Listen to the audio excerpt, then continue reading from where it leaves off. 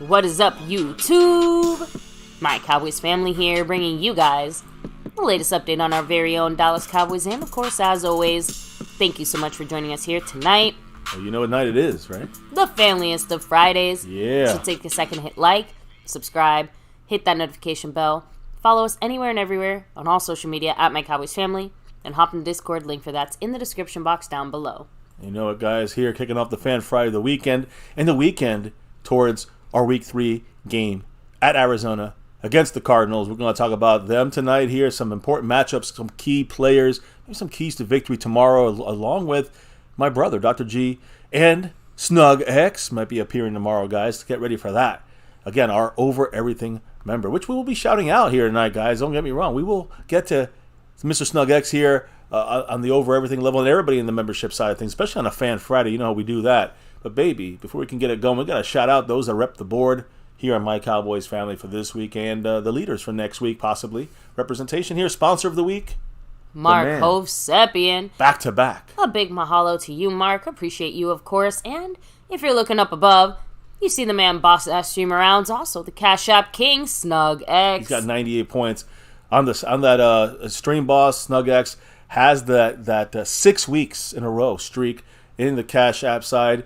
We also have the people representing the boards here. You see 3 of them right there. 2 from Snug, 1 from Mark. But then we got the current gifting membership king, none other than the Don. I say not the king this week. He's the Don. Ron the Don Smith. Woo. Much love to him and everybody, and representing the boards this week. But then we got the leaders this week. Of course, Snug X still, of course, has that stream boss. But we got the Cash App battle, interesting, with some drops overnight, overnight, from Brandon James Shea through the PayPal. Puts him in a tie with Snug X for the leader this week. Snug X trying to go for 7 at Trayvon Diggs repping.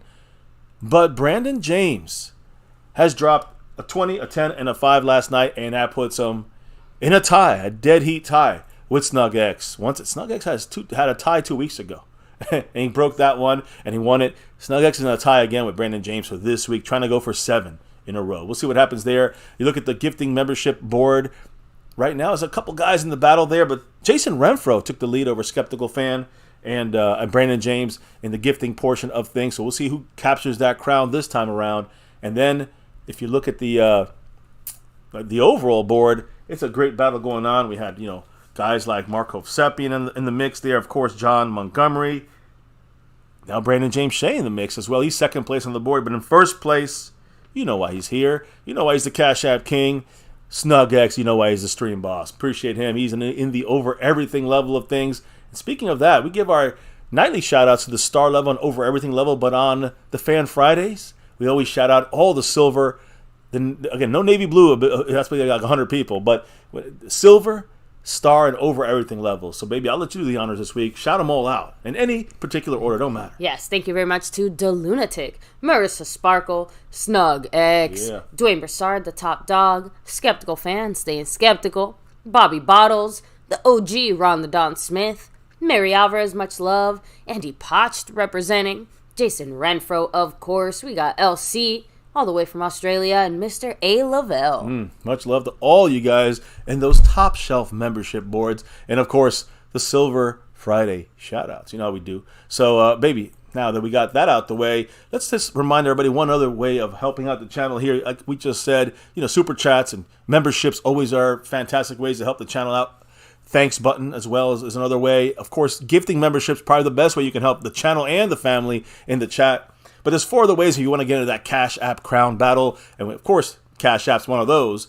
$ My Cowboys Family. You got the Venmo. You see it there. The PayPal, which Brandon James used. This is all Cash App side of things. And, of course, you go to Streamlabs. It's the message on screen style, like our usual drops through the Super Chat. You can do these ways as well to get you, not just on the overall board, but in the Cash App side. We know where Snug X is representing there for the last 6 weeks.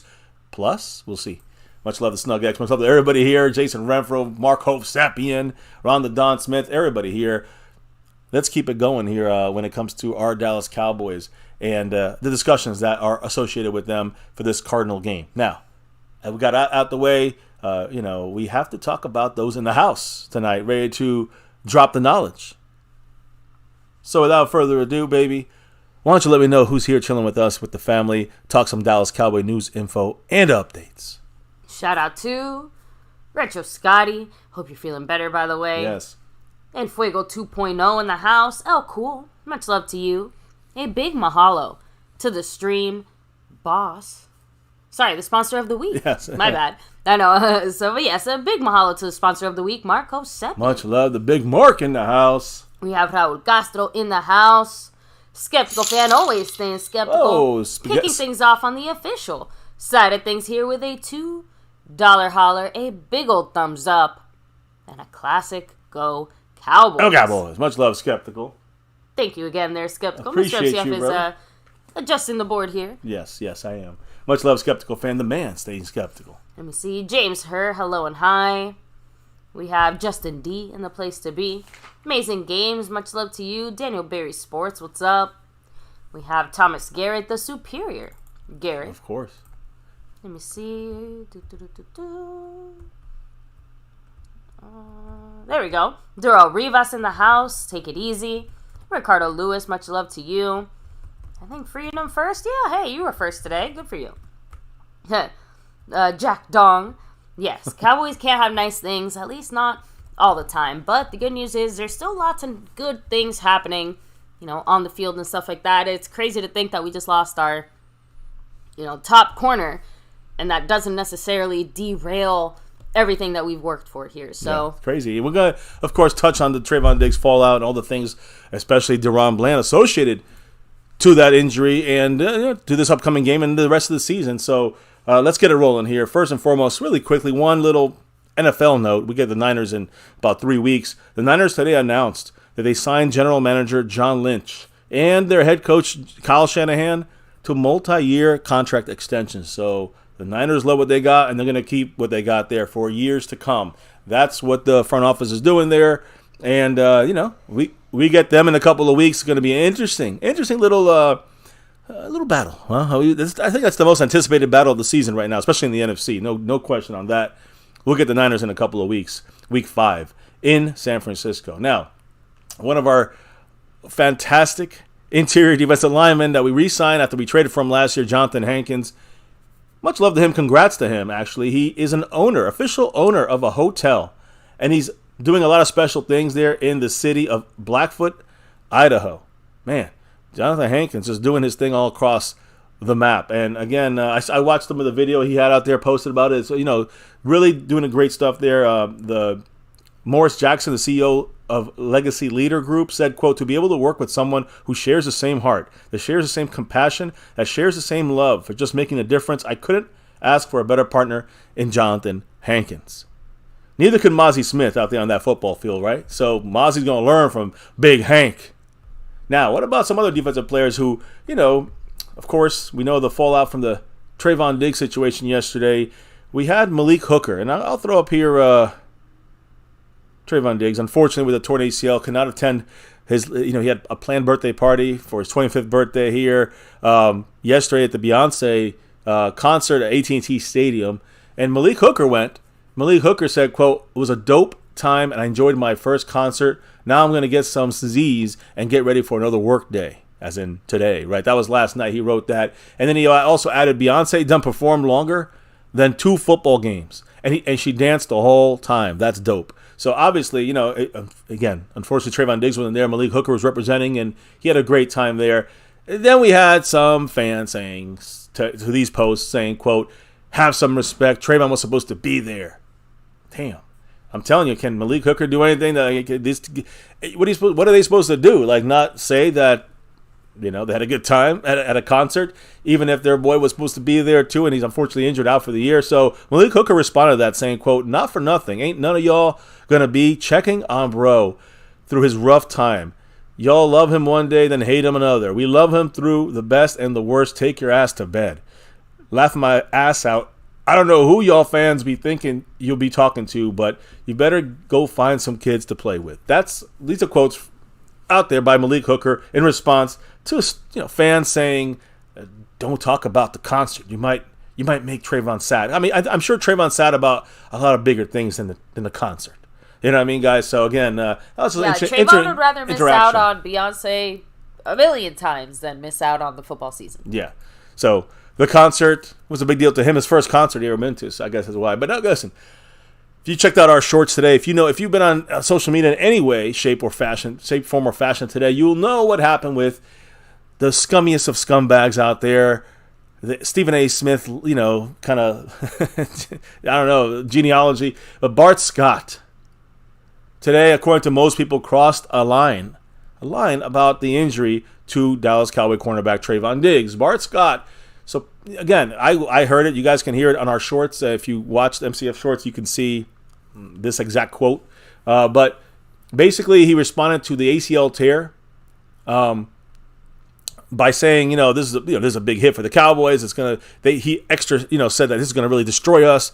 And remember, he hates the Cowboys. So a hater is a hater all the way through. So he continued by saying, and you remember what Stephen A. Smith said. This is a quote. He goes, remember what Stephen A. Smith always says. Something bad always happens. That whole Cowboys, Cowboys going to blow it at the end. Well, Bart Scott used this phrase, quoting Stephen A. Smith as here's one of the bad things that happened to derail the Cowboy season. See, we told you so. And he smirked after saying it. Even Stephen A. Smith, of course, listen, Ryan Clark, he's always been a big Cowboy defender, so I got to give him credit. But again, I don't want to watch these shows. I'm watching the clips. And the clip is Ryan Clark. Big shout out to him. Even shout out to Stephen A. Smith, who was like, we do not make jokes about this. This is my brother. This is a guy who's, he's trying to feed his family, and he just lost the season. And so this is not something to make fun of. And it was really, basically they implying, and they said it, really insensitive and gross and lame, you can say, from Bart Scott to pull this kind of, clickbait bullshit. It's bad when we have to side with Stephen A. Smith and say, yeah, he's the one on the right. He's the decent one in this scenario. Yeah, I mean, he is right about this. He knows the limits. The line... he always talks trash about the Cowboys, but the line being crossed is Bart Scott. Yeah, Bart Scott trying to kind of continue to make a name for himself through putting down trash on a football side of things. It is what it is, right? You can have differing opinions, but there's no differing opinion on somebody getting hurt. Yeah, that's sick. Only the most low down of fans sit there and celebrate injuries. So I think it's a little bit kind of shocking to hear, some sort of media personality sit there and basically turn into a cheerleader going rah over Trayvon's hurt ACL. Like, what the hell? It just was dirty in my opinion. DaRon Curse and Malik Hooker said this. Malik Hooker said, quote, then Buddy smirking, low key saying it. Just lame. Stop giving anyone platforms. 100. DaRon Curse said, quote, this dude Bart Scott lame as fuck for that weak ass shit. We concur with DaRon Curse. So, again, everyone taking their shots. This Cowboy defense, listen, I don't really care. This is what somebody says. Nobody's really listening, but when you disrespect, they hear. And the Cowboys are not... we ride together. We ride together. This is actually, I think, making the team even come closer. I hate this, not the injury, but the bullshit people saying, especially Bart Scott. It's another catalyst for this team to say, hey, let's refocus. I said this last night. Refocus, stay together. It's us against the world. That's the attitude they need to keep. Micah Parsons even spoke out about this. He said, what the fuck? Old hating ass, old head. Lame as fuck. This is why I really don't like talking to dudes in the media. As a former player, you are a lame as fuck bro. Just facts. Joking about a man trying to feed his family and trying to build a legacy. ESPN got to stop letting these cornballs on TV. Bart Scott then responded saying, quote, I've been called a lot of stuff in my life. Lame isn't one of them. Was never joking about the injury. Was speaking of bad luck and how Super Bowl contender loses one of their most important players in their scheme. Get out of your feelings and taking the statement out of context at Micah Parsons. Micah responded one last time saying, quote, I'm not arguing with a grown-ass man over Twitter. You are a lame. Keep my brother's name out of your mouth. Get a new segment because the one you had today was trash. I don't think people understand what they're actually doing is pissing off this defense even more. I know the man in the house here, Marco Seppi, our sponsor of the week, back-to-back. Like our 90s Cowboys, he dropped a $2 holler, and he has something to say. What did the man say? Bart's a dick. Damn right You don't wish harm on anyone. Guys, we wouldn't even wish harm on an Eagle player. And that's what we're trying to say. That really is saying something because, we were just saying. But yes, huge shout out there, Marco Seppi, and appreciate you. And and that's my point, guys. Like, we can talk trash about these teams all the way home.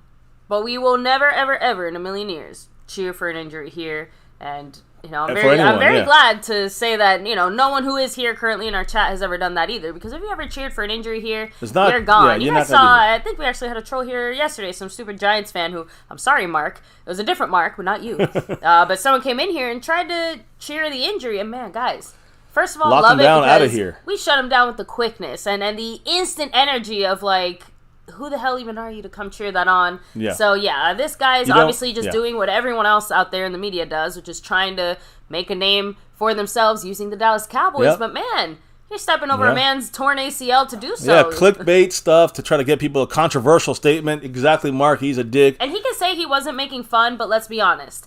The reason that... I'm just saying, like, the real, like, kind of cherry on top, you said it. It was... his facial expressions, it was his smirk, it was the way that he looked when he said it. Afterwards, DaRon Curse is the one that brought it to light. He said, again, was it him? I don't know. One of the two guys, I think it was Malik Hooker, said he smirked right after saying that. He's not laughing, but he's trying to turn the dagger. In a situation, there's no dagger turning. And when Stephen A. Smith says, we're not going to make jokes about this when it's a man's injury. And that right there should tell you all you need to know. That Bart Scott scum, he should be fired. I'm not going to get bent out of shape because he can do whatever he wants, honestly. But to me, it's low class. And that's the kind of shit you see ESPN putting out there. Time FS1, they put this shit out there all the time over and over again. It's just trash. It's just talking heads trying to get clickbait, clicks and views and shit like that. We don't follow that. Listen, a lot of content creators out there do that out there too. I know there's a guy out there. I think Mark watches. Mark Hofsepp. My point is that they say it every day. It's like, juicy free agent rumors and stuff. I mean, when they start talking about trade, it's just it's just clickbait stuff. It's not real. And the same thing goes for these ESPN idiots who are, dancing on the Cowboys every single chance they get to get views and clicks and et cetera, right? So fuck all that. I'm glad Micah Parsons stood up. I'm glad Malik Hooker. I'm glad DaRon Curse. All these guys stood up, amongst much more, of course. But these are Jordan Lewis also did. But I'm just saying, the defensive backs came together. The defense is ready. Micah, the leader of the defense. They just pissed off the wrong line pack here. You know what? I think I know what's happening. He's actually a Cowboy fan, and he's using reverse psychology to hype up the team and get him going to make sure that we win. That's what's happening here. You see? I see. Good. Thank you, Bart Scott. Hey, guys, who's in the chat real quick about this subject? Give me a couple quick throw out comments. Let me see. Justin D said, we know them haters are happy. It'll backfire on them because the defense will step up. Damn right. Chris Plumage said, they're all trash MCF. Damn right. Skeptical fan, Instaban. You know it. SnugX said, he made a bad joke and people want to take his job. Shake my head. Look. People know. I don't know. It's a joke about an injury. That's the difference. Not just a regular joke. Even I don't think he necessarily should be fired. And honestly, I'm just glad I'm not in that HR department. But this is definitely a type of comment that gets you a warning, a strike, a slap on the wrist. But you know what else? Right? ESPN likes it. You know why? Because everyone's talking about it. So ESPN's like, yeah, don't do it. Wink, wink. True. They're taking them out for drinks after work. Oh yeah, today. They're loving this shit. Oh, Drums and Cowboys said sports journalism isn't about game analysis and fun like the old NFL primetime with Chris Berman. Now it's about personal attacks and gossip. Yeah, and again, who's got the biggest rumors and who's fighting who, and I remember Amari Cooper was talking trash to Dak, and it really was a bunch of BS that people that didn't realize and do fact checking, which I did in 2 seconds, knew this bullshit, but people out there reporting like it's the real news. And you get fans following that, and they get clicked, and then they're just trolling us. These channels. Watch true Cowboy fan content creators out there, true people that support the goal of this team, which is to win number 6. All the other stuff is just static, guys. So, here we try to keep it that way. Good, bad, or ugly. We got to take it no matter how it's given. And we got to absorb it in the realistic reality, not in fake landia where these people are trying to just get clicks and get views. In the meantime, they're hyping up this defense, baby, even more. And hey, you kind of said it. The show and this guy is doing exactly what they want, right? We're all talking about it. We're all watching it. We're all paying attention to it or whatever. Well, we have to talk about it here because, it's such big news. But luckily, being out the way. It's almost like NFL news. I hope that the short-term outrage marketing was worth it because, one, I didn't even know who he was before this, and two, we know Jets player. Right? Okay, you know what I mean, but I don't because I don't give a shit. And I'm going to continue to not know who he is. So I feel really good about something because I know who Trayvon is, I know who Micah is, I know who Malik Hooker is, right? Yeah, nothing sells better than Dallas Cowboy drama. And honestly, right now, this team is so unified. The only thing they can talk crap about is an injury. Yeah. I mean, that's pretty lame. Like Micah said. So anyway, let me go ahead. Well, I know. I'm sorry. Yeah, I mean, Retro said it's a toxic environment. I didn't hear that one. I'm sorry. I don't know. I know Jason. I mean, Retro Scotty said that. We've heard a lot of issues going on at ESPN. With the back behind the scenes stuff. So yeah, definitely not a good environment there, in my opinion. What's up, Jared Morrison, Raul Castro, everybody in the house? Go Cowboys. Now, we're not done with Trayvon Diggs out for the season. We talked about this yesterday, but there's the fallout from this. So people spoke today, starting with the head honcho, Jerry Jones. So without further ado, baby, I know Jerry Jones was asked about Trayvon Diggs and the injury. How do you replace Trayvon Diggs in the lineup? Jerry Jones straight up said it. You can't do that. That's just not real. That's like saying, I want to be Tom Cruise. You don't replace these irreplaceable players. The fact that the facts are, we do have depth. We don't have depth with somebody with his unique abilities, but we've got depth relative to playing the position. So, again, Jerry's been knocking it out of the park lately. He is right. We said it. It doesn't completely derail what we're trying to do defensively, but losing your number one cornerback is still a hit. It's still a big hit we're going to be feeling. The more interesting part is that Jerry kind of suggested that Bland and Lewis are going to maybe combined effort, right, help mitigate that, and we know that that's like the plan moving forward, but it's more the way that the scheming is going to go, which I thought was interesting. Jerry said, quote, I don't want to take anything away from his outstanding ability to make a turnover, which is the most important thing you can do in a game as a defensive player. But with that comes a little bit more risk. That was always his challenge, and boy, has he become great at diminishing the downside of his style of play.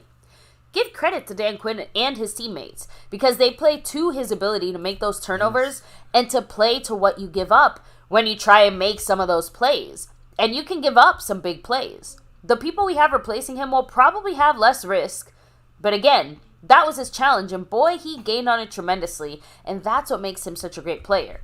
But Bland and the others that we have come in here may not have as much of a concern about the bad play. So we could have a plus there. Not a real plus, but we could mitigate how bad a loss this is by that. So what's Jerry trying to say here? Basically, Trayvon plays a very dangerous game that only bad men like him can play, right?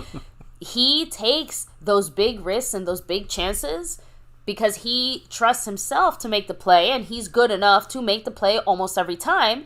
And the few times that he doesn't, of course we remember those 1 or 2 times Trayvon got absolutely blown out, but that's the point. It's like 1 or 2 times, not 5, 6, 7, 8, 9, 10 times, right?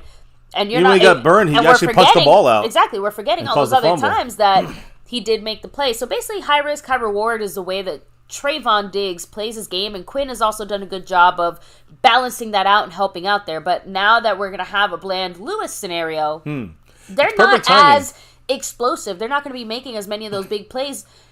So on one hand, you're not going to see as many of those misses, as few as they were, but that also means you're not going to get that other flip side of some of those explosive Trayvon Diggs stops. Yeah. So obviously a few less interceptions overall, although Bland was the leader last year, so you never know, but still. Yeah. Listen, El Fuego, much love to him. I updated the board already. He dropped that 5 on it, all in the Cash app. And he said, switch Lewis with Bland. Now, El Fuego, I'll address this real quick. We're going to dive into this. We talked about it yesterday. I want to make sure El Fuego, if he's in the chat, to respond to this. But the Cowboys are going to move Bland from the nickel cornerback in the slot to the outside cornerback. Jordan Lewis cannot play on the outside. He's too, I don't say small, but he's too small.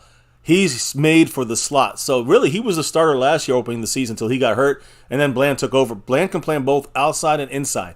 So that's the advantage there. We have the much better, fantastic better version of someone like, and I say Anthony Brown because he used to play inside and outside as well. I will admit, I think that Jordan Lewis has looked good enough the last, obviously I'm talking before the injury, you know what I mean? That I am not opposed to seeing him on the outside a few times. No, I said I am not opposed. All right. I think, though, that, like you're kind of saying here, I don't think Dan Quinn / our defensive scheme really works in a way that will actually ever happen. But I do think with Diggs being out now, depending on the matchup, we might see a handful of Jordan Lewis occasionally, but at the same time, you may see it this week. I doubt it, but I think it's more of a matchup. If you see it at all, and it's a matchup situation, the only time I can see that happening is against a team like the Cardinals. Okay. And the reason why I say that, I don't think it's going to happen this week. But if the Cardinals have relatively small wide receivers, other than their rookie Michael Wilson, everyone else is like 5'9" and shorter. I mean, they're small. Right. So my point is, like, if one of those guys are on the outside and they're getting plays, maybe Jordan Lewis goes outside. You know? Are you telling me an inch matters that much? An inch or two makes that much of a difference? You gotta let them know. Hey, I guess Dan Quinn is the one letting us know. Listen, all I'm trying to say is that Jordan Lewis is going to be the slot guy. He was, again, let me reiterate this. He was in the slot last year, and he was playing great. He actually got injured on an interception he made in the slot, and he got injured against the Lions and snapped his foot. He broke his foot, and now he's back. But that's the thing. He's back to starting again, where he was starting last year. So I'm not really seeing a big fall off at slot. Bland, we got to see if he can do it at the corner, on the outside corner. But you know what we did last year when we put Mukuamu in the slot, and we moved DaRon Bland to the outside. A fantastic job by him last year on the outside cornerback as well as the slot. So that's the hope. We still see that. Yes, you're going to fall. Some of those big plays, big physical Trayvon Diggs plays, those plays are not going to be there as much. You might get the knockdown, the pass breakup from Bland a couple extra times than you would have had from Trayvon. But I think Bland will be just fine, especially when you include the pass rush we got. Gilmore on the other side. It ain't Anthony Brown over there. You got Gilmore on the other side. So we will be fine. I swear we will. And Mark Hovsepian's also going to do well as well. He's dropping that 5 and the 2, I think. He split them both there. The 5 on it. And then another J. Lou $2 Jordan Lewis, too. Hey. What did the man say? Well, with the $5 holler, you said losing Diggs sucks. It does. But if half the hype is on par, then we'll be fine. Remember that New York D a few years back during the Eli days? That great D line is what made that D. And that's I think all of our kind of, that's what we talked about yesterday. I know Mark was here for some, and I was asking for his opinion on the Trayvon Diggs, and we're on the same page, except for I do think he's a top 5 cornerback in the NFL. He's obviously, in my opinion, our number 1 guy.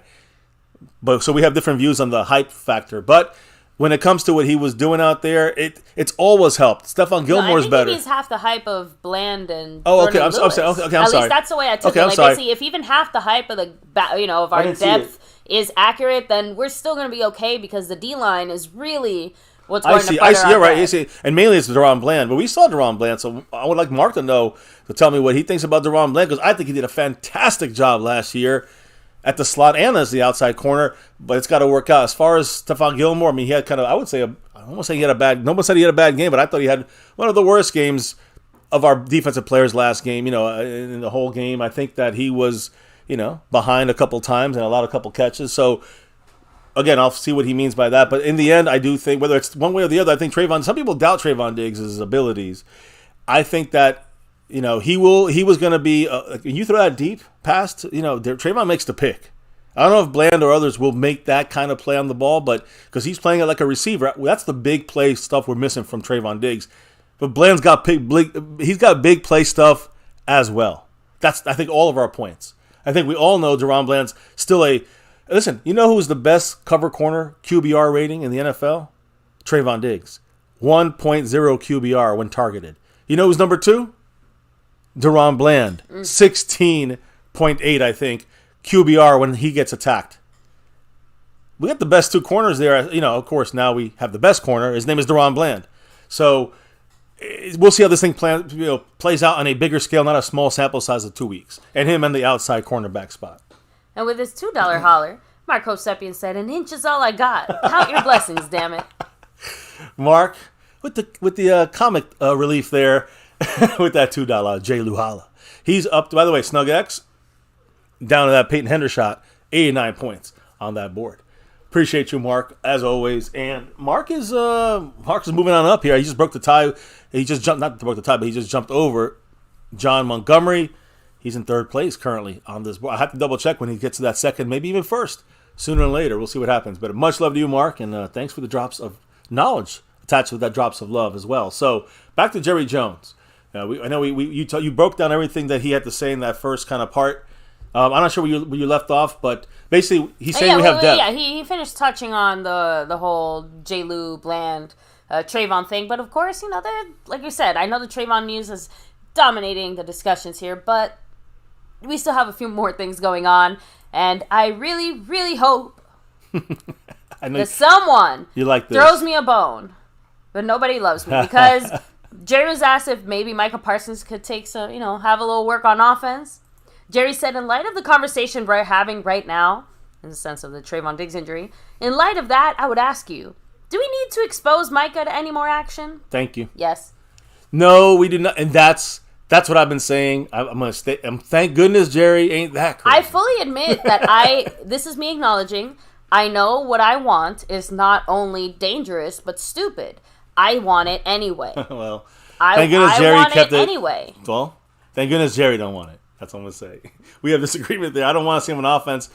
If possible, less snaps for him means better at the end. Look, I have a fork and a light socket, and you can't stop me. So, listen. So now, when you have the, now we heard from Jerry Jones, not just about Micah, of course, about Trayvon Diggs. It wasn't the only person that spoke about this today. It was also Mike McCarthy. Mike McCarthy had pretty interesting stuff there. He had 2 interviews today. I will make sure we clarify. He had one on 105.3 The Fan on the radio show early in the morning, and then in the early afternoon he had his, or I guess mid-afternoon, he had his usual press conference. So Jerry Jones exited stage left, and then we have Mike McCarthy in the house here, which again started off. First and foremost, before he even spoke, I want to make a comment about something now. On our roster, we have, of course, 53 players. Now with no Trayvon Diggs, right? No Trayvon Diggs. I mean, he's still technically on the roster. He's going to get moved officially to injured reserve. When he gets moved to injured reserve, we'll have an empty spot on our roster. So, what's going to happen? Again, we're not trading for someone. We're not picking up someone as far as I think we are, but we might. I don't know. We might. But the most probable thing I think we'll do, C.J. Goodwin moved off the practice squad onto the 53. It usually happens with the first injury. He's usually the first guy that's moved on there. Also, you can go with Brock Hamilton, the backup center, with the issue with Tyler Biadasz. Those are 2 options to move up. I think it's going to be C.J. Goodwin.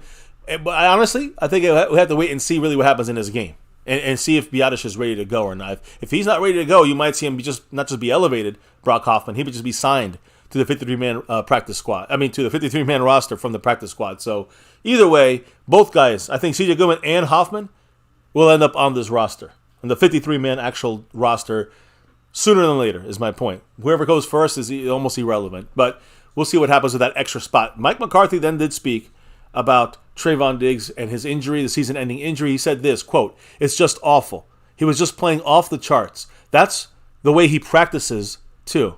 Obviously a big blow. Your heart goes out to Trayvon. This is our first big shot of adversity. It's a real punch to the gut."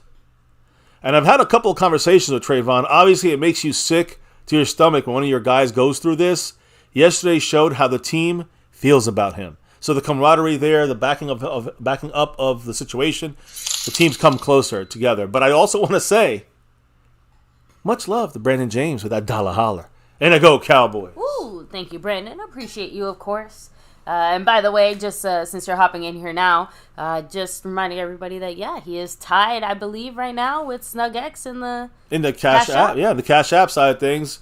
Much love, Brandon James Shane in the house. Your PayPal drop. So just want to take a second there to shout out. Yes, much love, Brandon James. Go Cowboys. Now, I want to continue by saying this. Again, I wanted to kind of go back to one of the things McCarthy said. And again, I want to know what you think about this, babe, because he goes into how Trayvon got hurt, which is kind of our discussion yesterday. It kind of was a disagreement. Yeah. But here's, again, I'm going to reread this.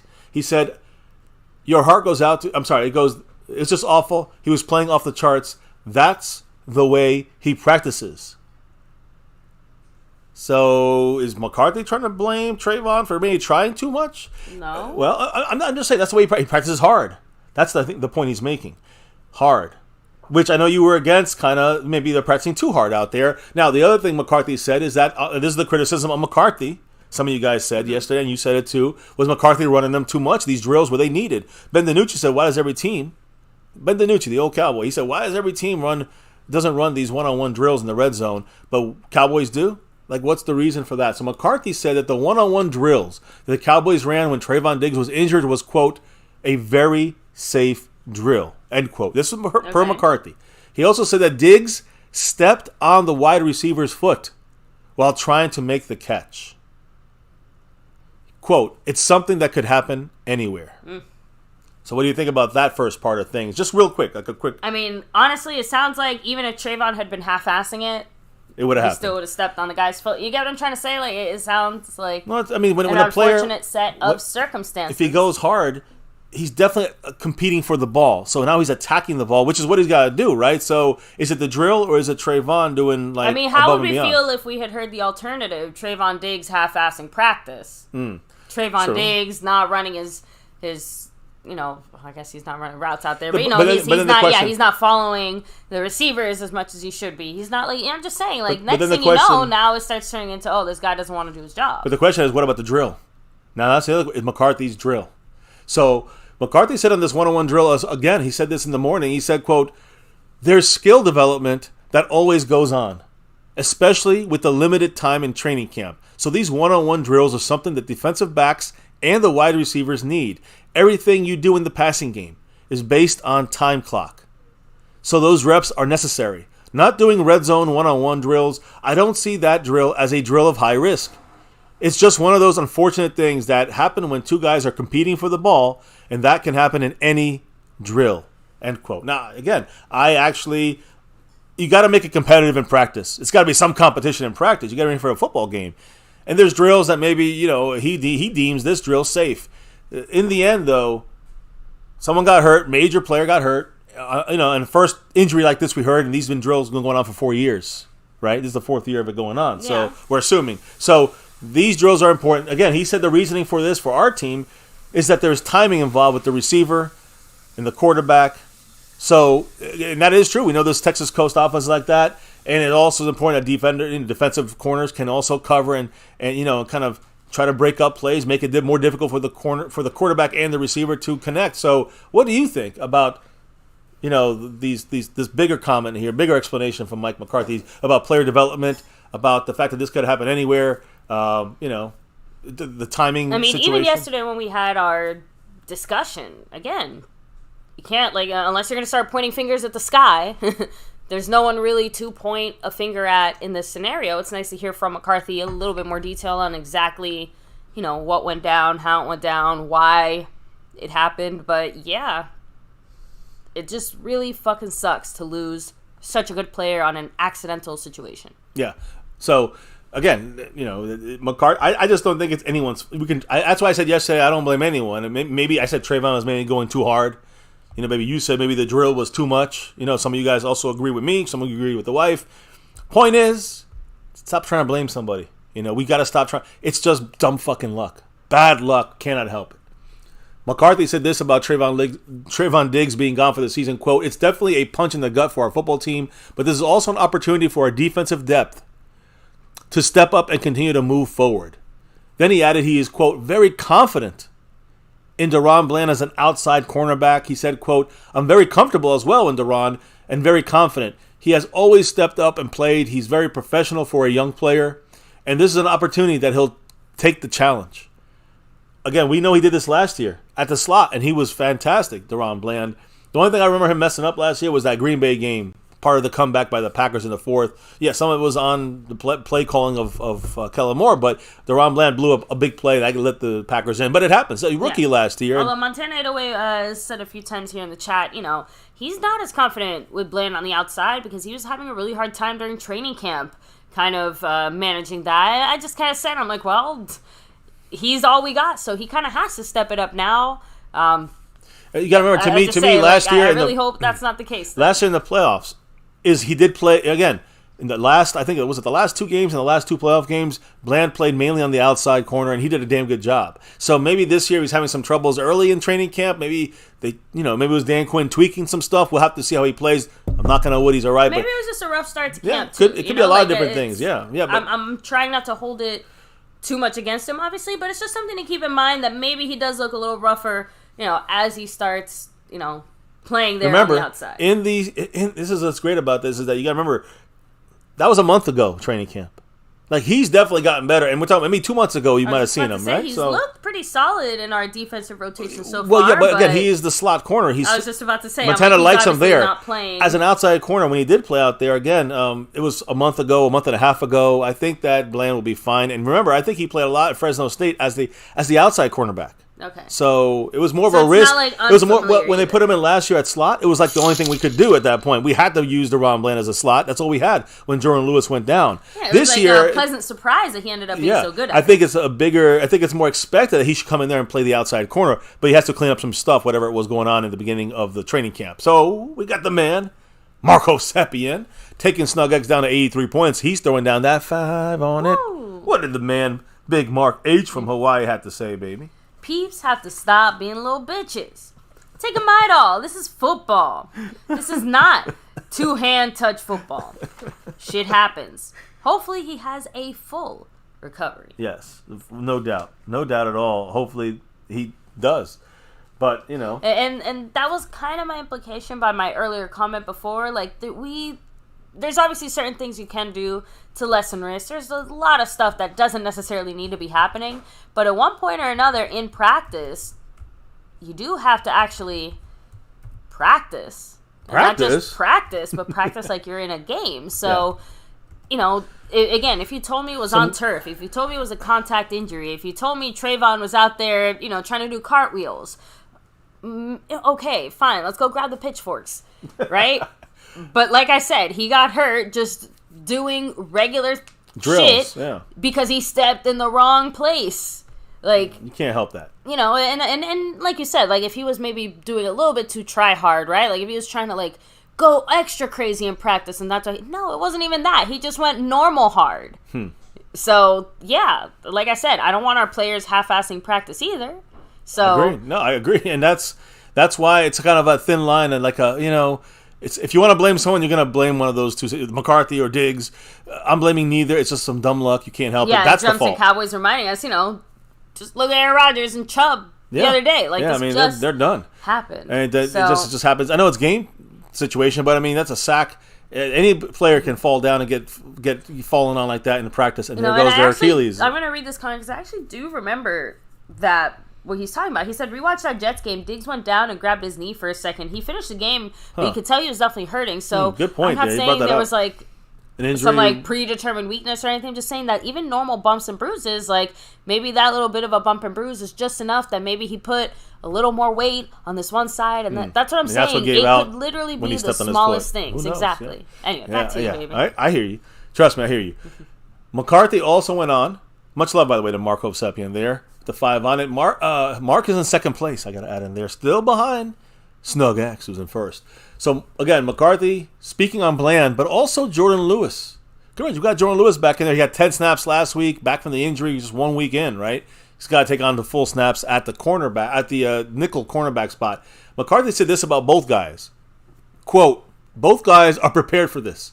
We've got a number of combinations that we'll make sure are ready to go on game day. We'll make a decision on things officially tomorrow afternoon. So it sounds like we're still kind of tweaking a couple of things. I don't think it's going to change. I think it's going to be exactly what we said. Jordan Lewis will be in the slot.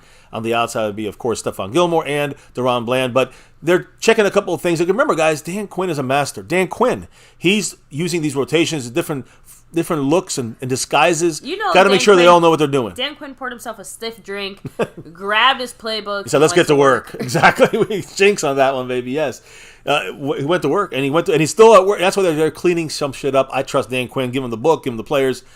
All trust on Dan Quinn on this and the defense on making this the best defense we can make with the players we have. Finally, one last thing about the this injury.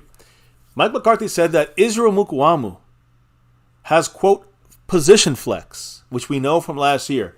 Again, a big part, he said, this is what he said. He has position flex, quote, that's a big part of Israel growing here and earning more opportunities. His skill set is one of importance because of the multiple positions he can play. And the main spot he spoke about, again, he can play safety. In college, he played outside cornerback. I know some content creators out there saying that's where he should play. I laugh. Sorry, but I laugh at that. I think that's silly. I'm not saying he can't do it, but I'm not saying he can't be great at that spot. But we know what he did do well at last year. Let's stick to what we know right now, and that means he plays the interior cornerback, the slot, the nickel cornerback spot. That's exactly McCarthy knows. He knows. He listens to us. Mukuamu was an option to help at nickel. Again, like I said, we'll try to take some snaps off of Jordan Lewis's plate this game. Okay. Jordan Lewis will probably. That's my thought. Jordan Lewis will not play the 60 snaps. He's going to play 35 snaps, 40 snaps. Mukuamu takes over the last 25.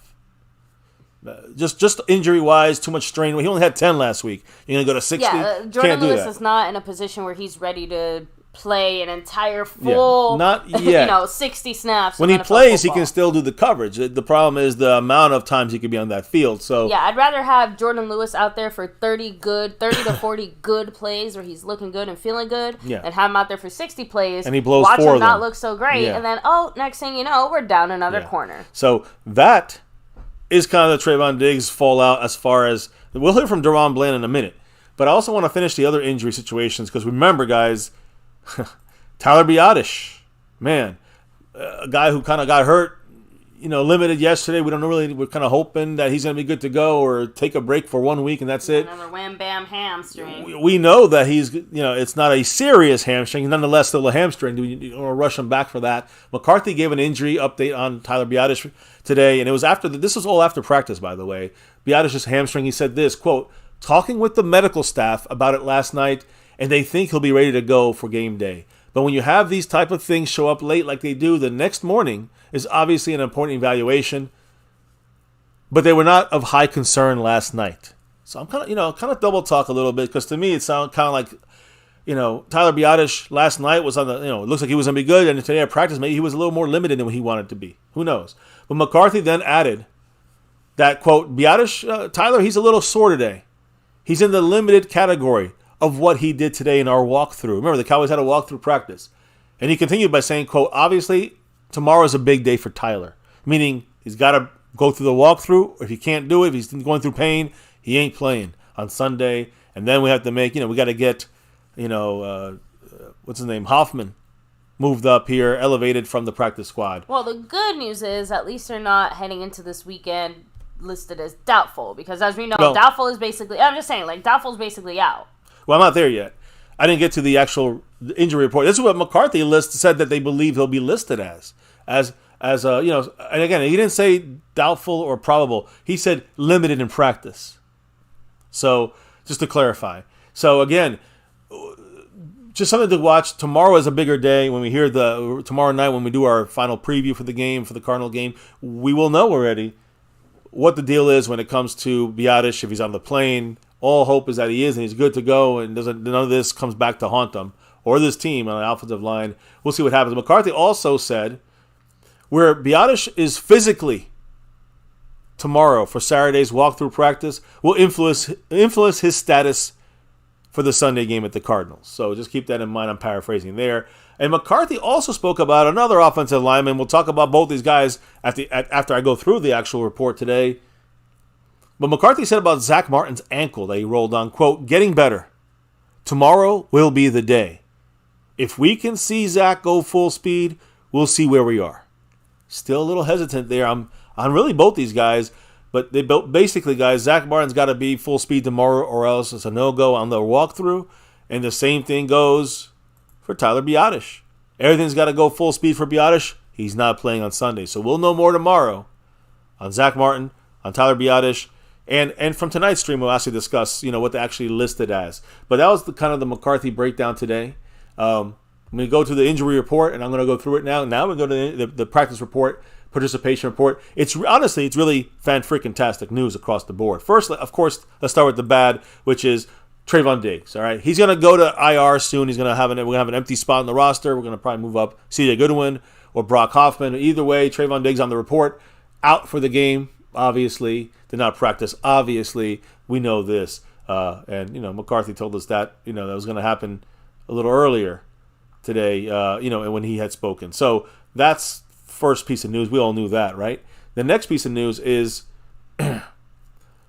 some of our, important players here like Donovan Wilson. Listed full the whole week, no injury designation. He's going to play his first game of the season. That's big to maybe spy or watch someone like their, very mobile quarterback in Joshua Dobbs. And talk about coming in the clutch, because we really need absolutely everybody here on the defense, and Wilson has been so missed. Yes. So missed. Donovan Wilson's a big player to have back. I can't wait to see what he can do tomorrow in full blast, right? Then, let's go to because everybody else is offense, right? So let's start with wide receiver, right? We got one wide receiver we're watching here, the guy we brought in a trade, Brandon Cooks. Sorry, baby, he's covering your eye there. But Brandon Cooks, guys, was, on the list the whole week. He missed last week. Brandon Cooks, yesterday went to full practice. Today was also full practice. No setbacks, no injury designation, full go for tomorrow's game. He's really ready to go, guys. So that's good news. We're going to have all our receivers ready, powered up, all three. In veteran-wise, number 3 is the big vet there. He's going to hopefully have, he had 2 catches for like 20-something yards against the Giants, missed the last game. This might be his best game here against this very weak Cardinals defense. So good to see him fully in and going to be playing this game. Then we also have, I think, really one of the more important players on our team that's been out for a while, Tyler Smith. We got a lot of Tylers. Tyler Smith, guys, who is, again, back to a full practice, which is great news. Back to a full practice here starting on Wednesday, like Brandon Cooks. And now, had another full practice. Guess what? No setback. He's going to go full blast in this game against the Cardinals. Great freaking news. I love it. Now, what about the guy who replaced him? Chuma Edoga. He had the elbow injury in the game, kind of missed the rest of the game, was limited on Wednesday. Full practice the last 2 days. Oh, yeah. If anything should happen to any of our guards or tackles, like Tyler Smith, you got Chuma Edoga. He's ready to go in case there's a need. He's available as a backup if we're needing any kind of help there. So great news. The gang's all back almost. Feels like they're almost back. At least those guys are. So, and by the way, I don't want to forget about the great DaRon Curse. DaRon Curse, guys, he was out this whole week, basically the first 2 days of Wednesday, Thursday practice with illness, right? He was sick. Today, he was upgraded back to full practice, went through the full walkthrough. No injury designation. Obviously, like we said, going to be good to go. He's getting extra rest, fluids, medicine the last couple of days. Now, ready to play against the Cardinals. So, guys, can really have, other than Trayvon Diggs so far, pretty damn good injury report. But now let's look at the only 2 questions. That's the only 2 guys. Brandon Cooks. We know about Diggs, but Cooks, Edoga, DaRon Curse, Tyler Smith, Donovan Wilson, they're all there to play other than Trayvon Diggs. But we got 2 offensive linemen we got to discuss here. Where we're starting here with Tyler Biadasz. The hamstring, limited yesterday, today, did not practice. Listed as questionable for the game. Same thing for Zach Martin in the sense of did not practice all week. Just rehabbing on the resistance cords and listed for as questionable for this game. So that's major. Our center and our right guard. That's the interior of our defense. And this is where the Cardinals are extremely weak. So it'd be nice to have a strong interior to make sure we can, just run the ball whenever we want to on this Arizona Cardinal defense. So that's the big one, guys. And the biggest thing to leave you guys on this injury situation with these 2 guys, Zach Martin, the All-Pro, multi-All-Pro, said he could have finished week 2 on that rolled ankle. So again, the walkthrough will be his test.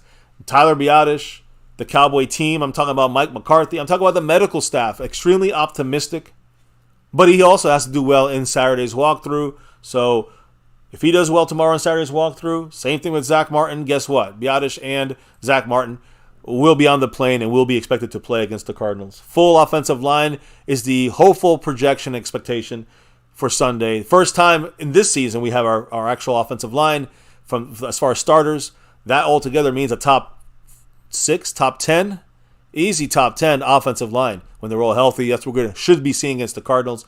And again, McCarthy maybe has had 5-6 games with all 5 offensive linemen healthy in his 4-year career with those Cowboys. So that's good to have back there once in a blue moon, getting our full offensive line. So, anyways, that's the injury side of things when it comes to him. We're going to talk about DaRon Bland in a minute. So, But again, I got to finish about one more injury where you're not going to see a picture, but I do want to tell you about this. It's about DeMarvion Overshown.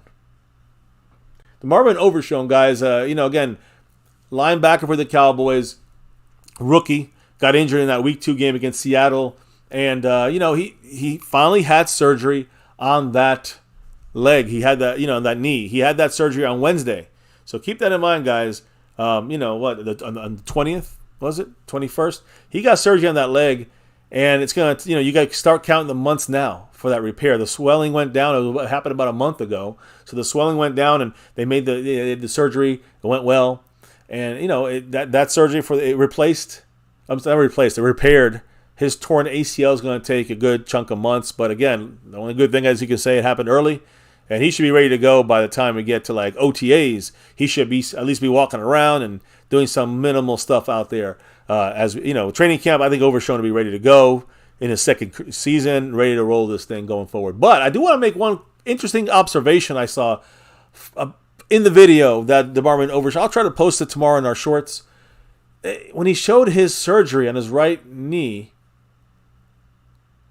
his left knee was also in a similar situation. It was in a similar brace, in a similar wrap.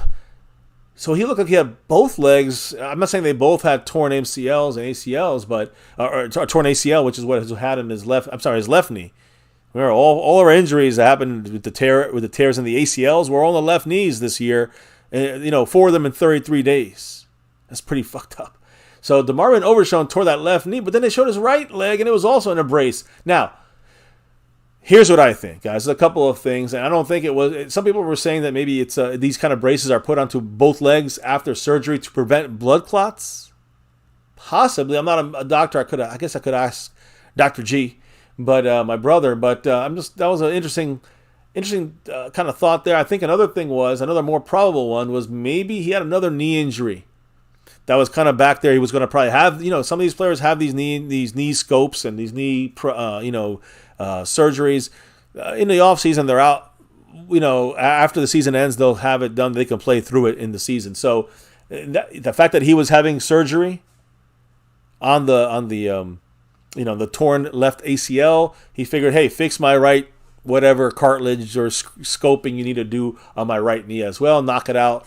A lot of players do have that sometimes going into surgery. When they get one thing fixed, they get the other things touched up as well, instead of going back for multiple procedures, even if it's a lot less, And I know that it's not exactly related, but it does kind of make me think of that earlier comment of like, hey, Trayvon got a little bit banged up. Maybe his knee was hurting or something. Like, remember in the Jets game? Yeah, but someone had commented saying like, oh, maybe part of the reason he got hurt is like because his knee was hurt or something. So I know. Yeah, I'm just trying to say that, Overshown basically, just said like, yeah, I'm not trying to fuck around. Let me make sure I'm 100% and not 95%. That's all. Yeah. No. Again, if he was going to have a cleanup like this at the end of the year, that would explain this brace situation on the right knee as well. Yeah, so take it easy, Montana 808. Good luck tomorrow. Let us know how you do. Yeah, get that victory, man. Coach him up. You know what to do. Now, Elko's throwing out there that Overshown seems a little bit fragile because he was banged up almost every year in college. So hopefully we did not just get another broken player. Sean Lee, LVE, banged up type of linebacker once more. We've had some really shitty luck with our linebackers' health. Yeah, that's why I moved Micah to defensive edge to avoid the injuries. No, look. One way to keep your linebacker healthy, I guess. DeMarvion Overshown, I'm just going to let everyone know, the left knee, the surgery, the right knee had surgery too. Let's hope it was just something like a cleaning, if it was a torn ligament, I think that we would have known about that. They would have to let people know about that, I'm pretty sure. So I guess my question is, Trayvon, you need anything else cleaned up? Yeah, you might see him with both legs also up and make sure to get all the stuff done, on him. So now we got the injury stuff out the way, baby. Before we get to again, we're at the end of tonight's show, guys, but before we get there, I got to hear from DaRon Bland. I got to know what DaRon Bland, is thinking right now. He was interviewed by multiple outlets today, and he had a couple interesting things to say. So, when we'll talk about a guy we're going to all be watching, a key to victory this week. No joke, guys, is DaRon Bland this week. Because to me, DaRon Bland is the key if we break down with DaRon Bland, that could be the way they can sneak out some points on us. So DaRon Bland is someone to watch, and we're going to start with listening to what he said today. Again, he's ready to step up in Trayvon Diggs' place, who had that torn ACL. So Bland's ready to step up. He did it last year for Jordan Lewis. He's got to do it this year. He's going to be Trayvon Diggs, probably not, but he's going to be up there. Yeah, I think he will. He already showed it in the slot. He showed it last year in the playoffs. He already knows what it takes. So exactly. So what did he say about stepping up for Trayvon Diggs? You don't ever want a player or teammate to have an injury, especially an injury like that. It's still a game I've been playing. I've been playing mostly inside for the last year, so moving back outside will be good. Just got to keep my head straight. And that's what he meant by still a game I've been playing. Like, he's still, like, obviously Football. He's been playing on the inside, recently, but he still knows how to play outside corner and, is looking forward to getting a little more time there. Of course, he added in there too, moving back to the outside will be good. I'm definitely a lot more comfortable. I'm not playing as much on instincts. I'm able to be better at my techniques.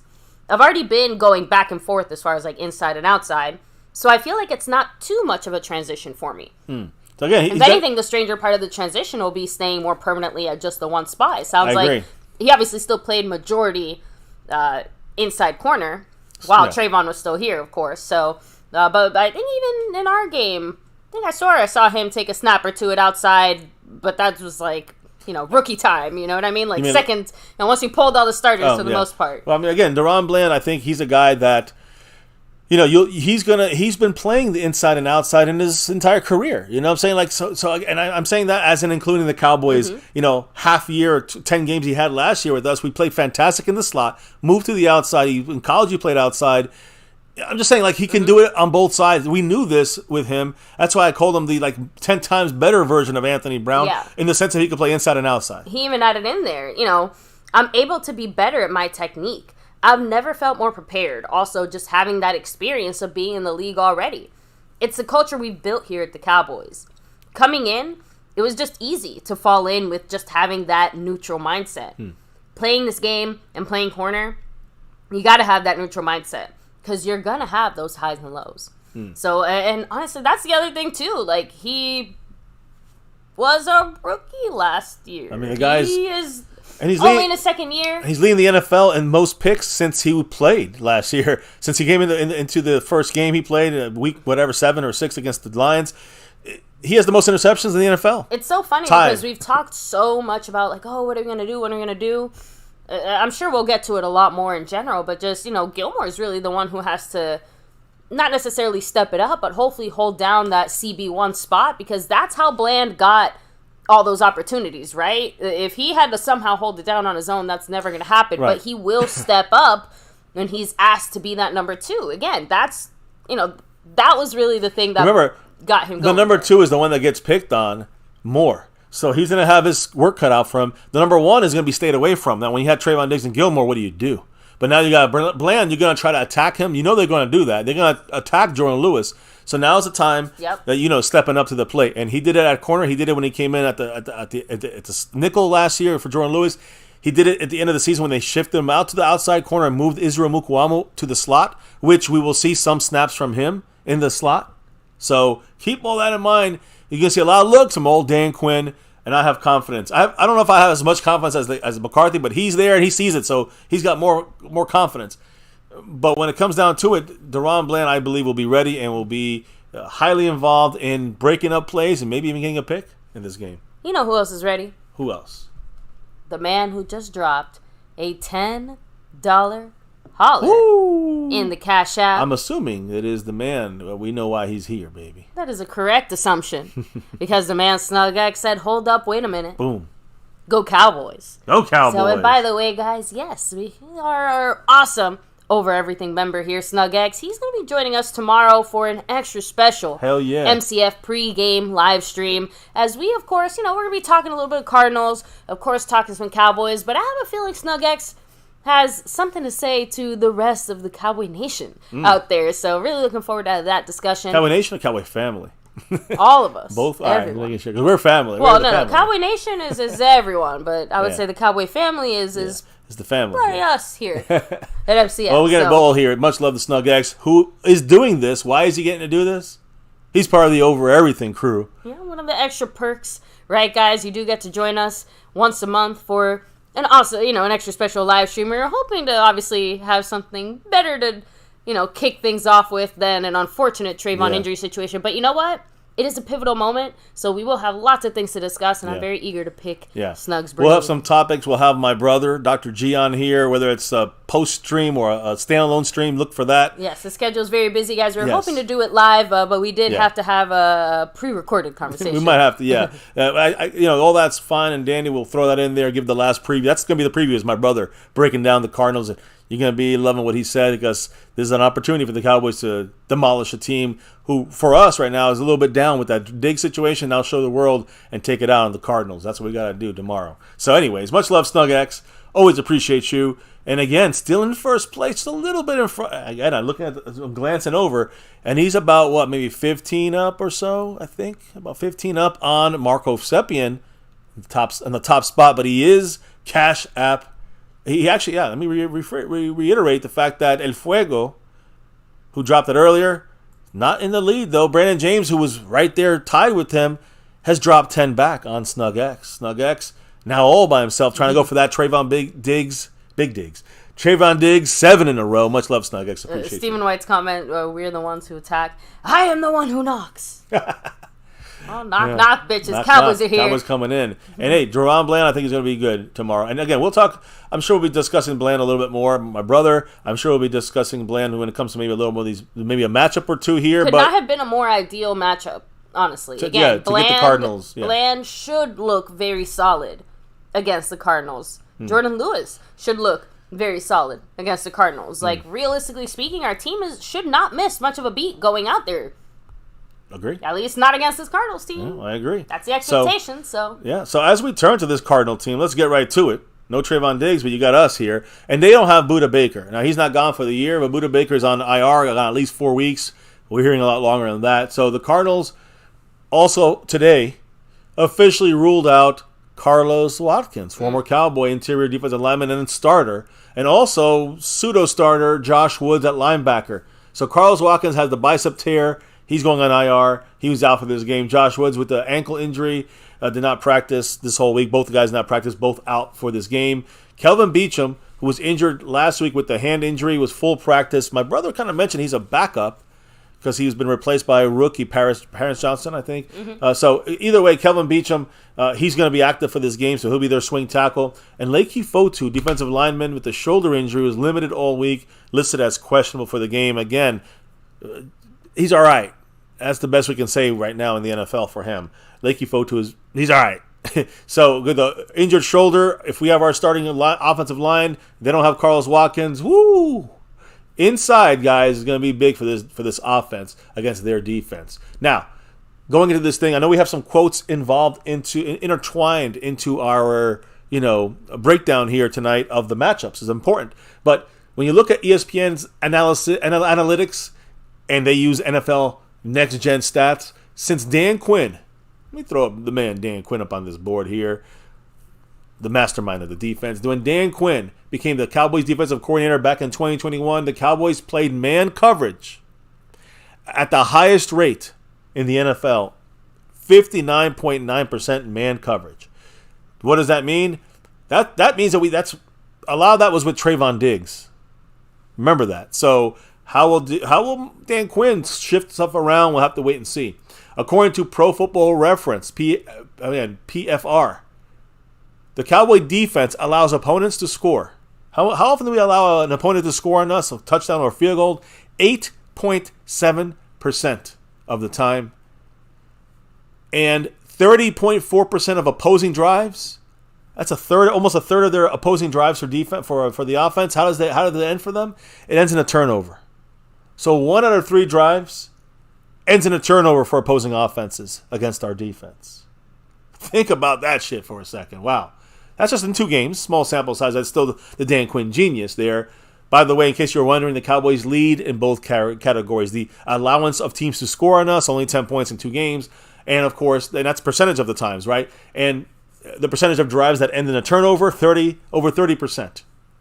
That's fantastic by our defense. The Cardinals, they are 0-13, the Cardinals. And I'm talking about their defense real quick here. Their defense, let me put them up here, right there. You're seeing their defense. Oh, I'm sorry. The Cardinals team was 0 wins, 13 losses. When their defense allows a 100-yard rusher, of course, 100 or more yards. And they've been doing that since the start of last season. So that's 17 games plus 2. The Cowboys, since that same time span, have rushed for 100 yards or more, or more yards, of course, in 15 of these games in that same time span. Oh, by the way, that's the 5th most in the NFL. The Cardinals, they allow a 100-yard rusher. They're 0-13. That's the worst in the NFL, by the way. So, again, we run on them, they will lose. You look at our statistics, we're averaging 35 points per game right now. The Cardinals are averaging 22 offensive points per game. When you're looking at the defense, well, let me stay with the offense. Offensively, that's what you're looking at there. We have 128 rushing yards average right now per game. They are allowing 109.5 rushing yards. We're throwing for 195.5 yards per game. They're allowing 234 yards per game, the Cardinals. And when you look at the reverse of that, flip it over to the Cardinals side, again, they're 22 points per game. We only allow 5 per game. And by the way, the Cardinals allow 25.5 points per game. We're scoring 35. We're looking at over 30 points in this game against the Cardinals if you break down these stats like that. But the rushing yards, the Cardinals, that is one of the good things they have. It kind of stuck out. They were averaging 123.5 rushing yards per game, but we're only allowing 86 rushing yards per game. That's going to be interesting to see who wins that battle. Passing yards for the Cardinals, they're getting 171 per game. The Cowboys are allowing 107 passing yards per game. Total yards, let's be real here. The Cowboys allow only 193 total yards per game, run and pass. The Cardinals defense allows 343.5 yards per game. So our offense should have a field day, and our defense should have a field day. If you look at the stats over, again, only a 2-game span, small sample size. The Cardinals are good at not turning over the ball, though, and they do get a couple turnovers. They're +2 in turnover differential. We're +7, number 1 in the NFL. Nah. So, of course, we know that. And I'm just showing you the Cardinal defense. You can always throw up there the Cardinal offense. You see some of their weapons there. So, again, as we get into the kind of breakdown here, I'm going to go back to the defense here because my first matchup, the key to victory, is against the defense, and it's Dak Prescott. Dak Prescott versus the Cardinals defense. Let me explain. Last week, the Cardinals defense allowed Daniel Jones to throw for 321 yards and 2 touchdowns through the air. He also ran for 59 yards and a touchdown on the ground. So they were just compromised by the quarterback, Daniel Jones, last week. Of course, that was all mostly in the second half when they woke up. But imagine Dak Prescott and the Cowboys' high-powered offense, if we put it all together, which I think we got here, how, we were, again, I'm trying to say this. If the Giants put up those kind of numbers, what will we put up? How's that sound? But they don't have that much offense. So we got a lot more offense than them. So, again, it would not be surprising to me. And, again, I hate saying 40-burger, but, yeah. I said it 30-0 at the beginning of the week without really knowing much. I'm saying 40-0. And I still think it could be higher. So again, similar to circumstances that happened in that Giants game, for example, we had that special teams, scoring, right? We scored on. I'm just saying we scored on all 3 sides of the ball. I don't know if that's going to happen necessarily, but we're all expecting our defense to get some kind of a fumble, some kind of interception.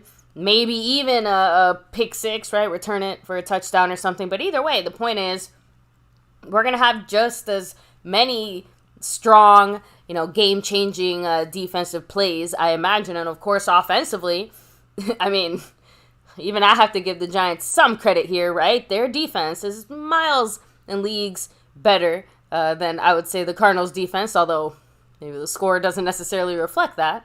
And again, again, we'll have to wait and see. We did score 40 points on them. So, yeah, I mean, that's what I'm trying to say. A lot of that was the defense like setting it up right for us. So, again, I think that, you're seeing the Cowboys, going up against a really good defense like the Jets last week, and our offense able to score 18 points in the first half of offense. We scored 24 points in a game.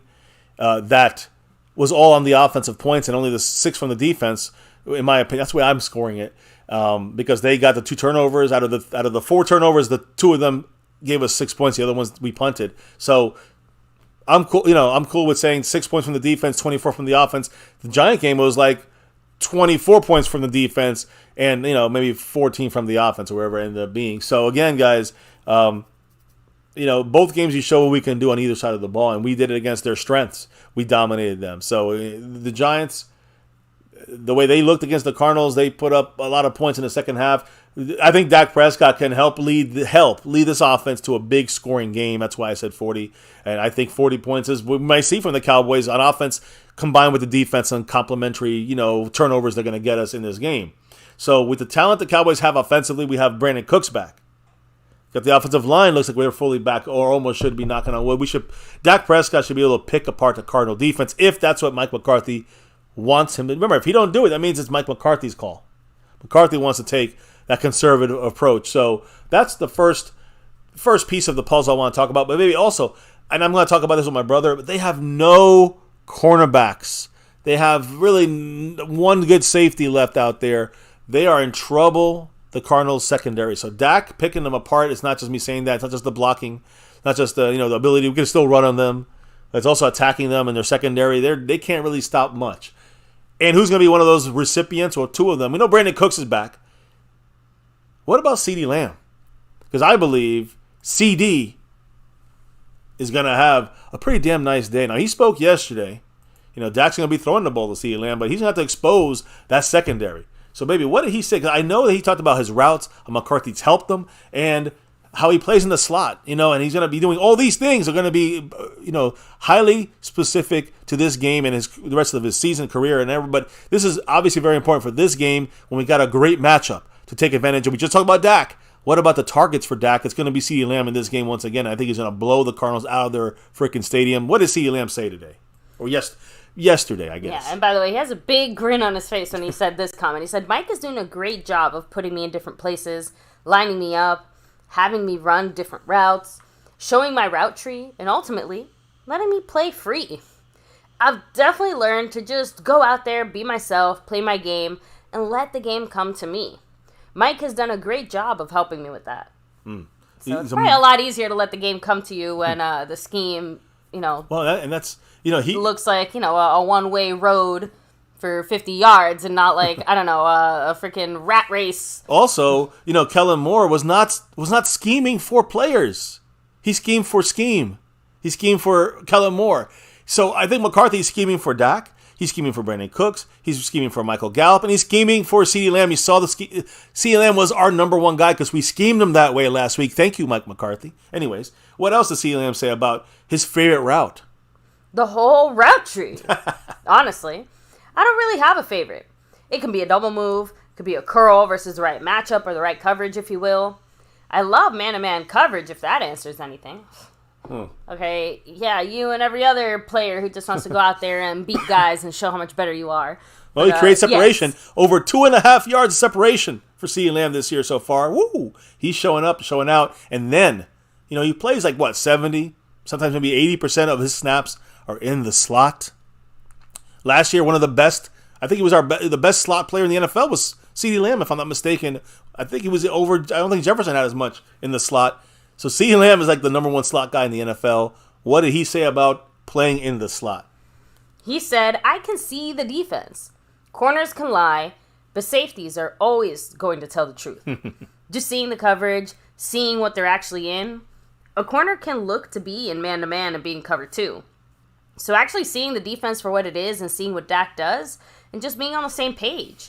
I feel I get a lot of information. Yeah, he's saying what Dak sees as well. So, again, when I said that. No, you said does. You said what Dak does. But, again, the thing is what Dak does or Dak sees, the fact that he's on the same page, feeling that with Dak, and also the fact that, he's reading the defenses now. I think it's almost like, when a quarterback, Romo, when he started to see things differently, in his 7th year, 8th year, it feels almost a little bit like CeeDee Lamb starting to see things better with the guidance of guys like Brandon Cooks and Stephon Gilmore, giving them tips and tricks on how to do things. He's seeing things come together. And that started, I'd say, after like that Giant game last year, week 2, I think, or week 4 or 5, whatever it was, when he dropped a touchdown. He woke up after that in the second half, and man, he's become a number one, not just for us, for any team would love to have him up there. I think he's maybe a top 5 right now. He will be by the end of this year. So a lot of love there for CeeDee Lamb, and he's one of the guys that are going to live off the target. I think also Michael Gallup will as well. So he had a quick little comment, I think, Michael Gallup. Yeah, because I imagine that he's still been getting some comments about the fact that, maybe he's not contributing as much offensively, right? Gallup said, if we keep getting that W, it really don't matter to me. If you throw me the ball, I'm going to make him right. If you don't and we still win, I'm good. I just enjoy being out there. It's been fun for me. No? Again, we know... You know what's fun? Winning. Yeah, and Michael Gallup knows that. You know what's fun? Winning. His job, Michael Gallup, is to help get guys in the scheme open like CeeDee Lamb and Brandon Cooks and tight ends and running backs. So his job is also to be open and do his job. Well, yeah, and he's having trouble with that. He gets the ball his way. Yeah, he's having trouble with that right now when it comes to Michael Gallup. CeeDee Lamb, one of the best in getting separation. So, again, you're seeing the situation there we're going to keep an eye on in the passing game. We know about the running game with Tony Pollard.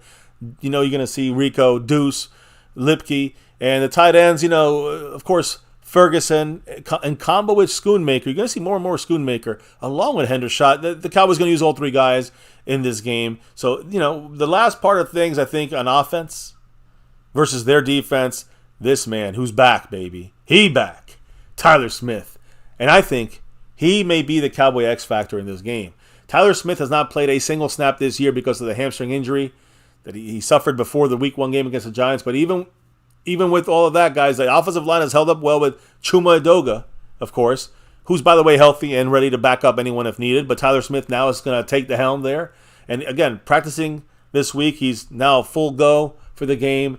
So without minimizing the opponent, like the Cardinals defense, having Tyler Smith back and making him this week's X factor in the sense of, like, truly making this offense go. Like, you can't really run the ball, really, the way I think the Cowboys would like to inside without Tyler Smith piecing together the complete three guys inside. I'm hoping the other 2 guys are questionable for the game, Biadasz and Zach Martin. So even more of an important factor in this game is Tyler Smith. So the fact that he's playing is great.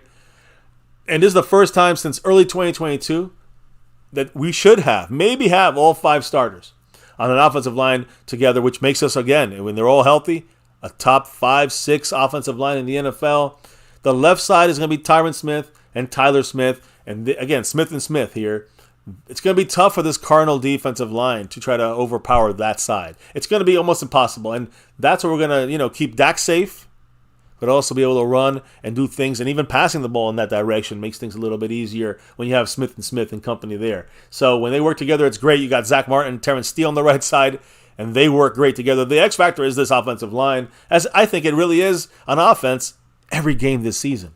So, again, this progression and cohesion that's going on is going to pay massive dividends, not just now, baby, but as we get to the tough games of November, December, and January, playoffs and beyond. Yeah, if we're trying to play December football, right, that all starts now, right? The little building blocks week after week, staying healthy, getting out there and being prepared. Yeah, and again, sounds like preparation was also a huge difference as far as like something McCarthy's doing. Like, not saying he didn't prepare them before, but it sounds like preparation for these games has become an even bigger focus.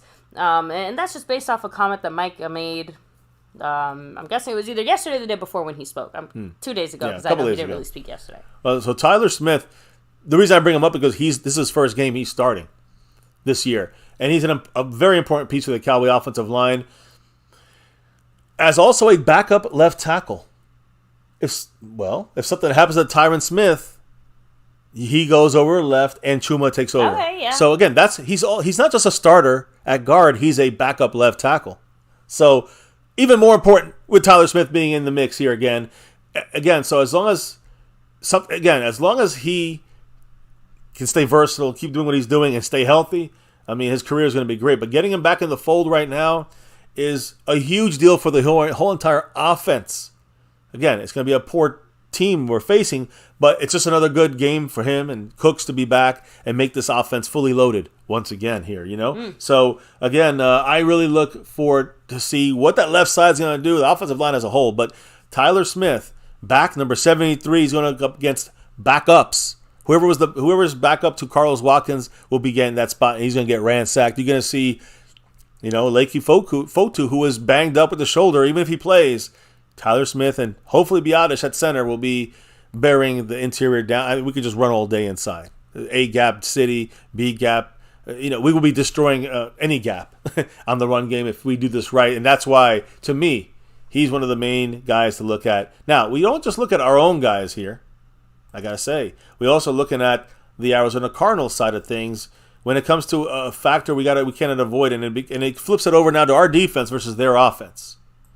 All right, you're seeing some of their main players here. Zach Ertz, 86. James Conner, 6. Very important pieces for number 9, Joshua Dobbs, who's my kind of Cardinal guy we got to stop. The real guy we got to stop. And the lady enters the house. Mary Alvarez dropping that 5 on it. Thank you, Mary. Appreciate you. You know, she said. Let me hear it. Hello, everyone. Hope everyone is doing great. God bless you all. And oh, yeah. Can't forget.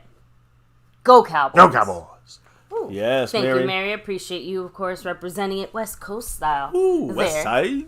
On the board. So, again, we are getting towards the end of our stream tonight. So, perfect timing there, Mary, being able to hop in, say hello and hi. But make sure everybody here hit the like. If you haven't already, subscribe down below. Hit that notification bell. And follow us anywhere and everywhere at MyCowboysFamily. Damn right. Much love to Mary. She always hangs out in the overtime sessions as well. Appreciate you. And as always, again, we shout everybody out here, but Mary always representing here with us. Go Cowboys. So, kind of going back a little bit here. Haley 94 said, with the Pats and Niners up after the Cards, I hope we can use the same scheme as we used on the Jets. I want a lot of players left in our bag for upcoming opponents. Again, that's one of the reasons I also think that we've seen what some would call, unbuttered toast offense from Mike McCarthy, right? It's not been very flashy.